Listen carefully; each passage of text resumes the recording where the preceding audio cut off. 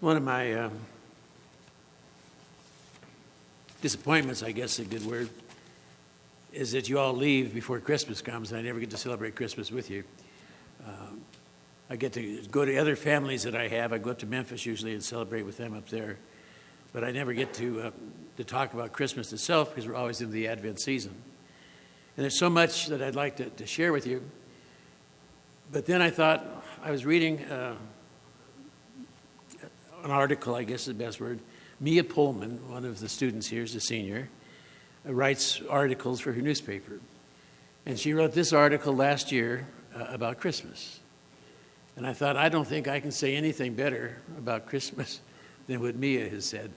So my homily is going to be what Mia has written. As I imagined the first Christmas, God's way of unifying everyone, likely and unlikely people, over his Son, and the mystery and rightness of how he does that amazes me. I imagine a stable filled with a man and a woman who don't know exactly what is going to happen, but whose hearts are full of joy and expectation. Their expectation is of a gift of God bigger than they're ready to understand right now.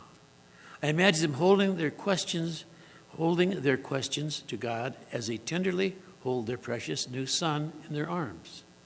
Excitement and fear being offered in worship to God as they let their trust and awe in him overcome everything else. There's some animals nearby peacefully looking on, or maybe minding their own business. The soft crunching of their eating playing in the background. Maybe it's cold, maybe it's warm. I'm not sure what the temperature is in Jerusalem or in Bethlehem. I don't know the territory. But their hearts are aglow because something greater is happening in this stable on this night, and they can feel it. God is up to something.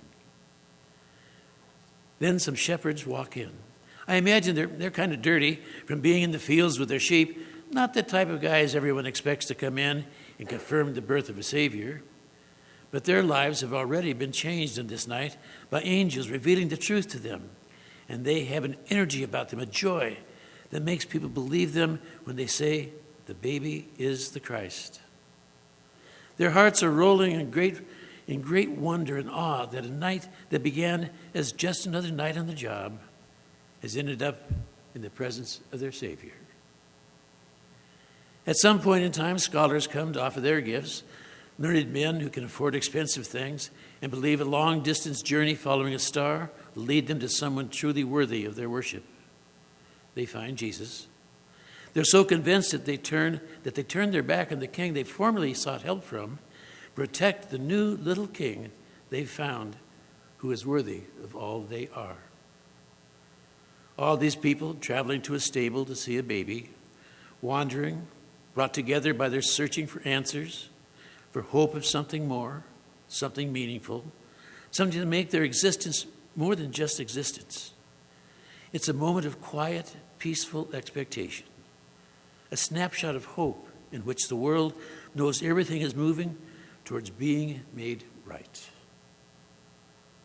Flash forward 2,112 years, and it's us.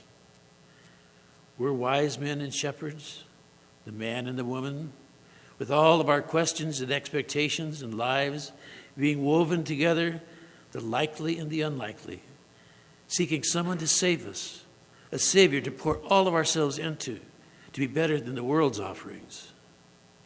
It's still him, the same God who launched his saving plan through the Savior in the stable all those years ago, is the same God loving us today. I pray that this Christmas and every day we would let God lead us to the stable, making us peacemakers whose wonder and awe over Jesus transforms our hearts and makes us one. I hope over this holiday you too have a chance to reflect on this wonderful event of Christmas.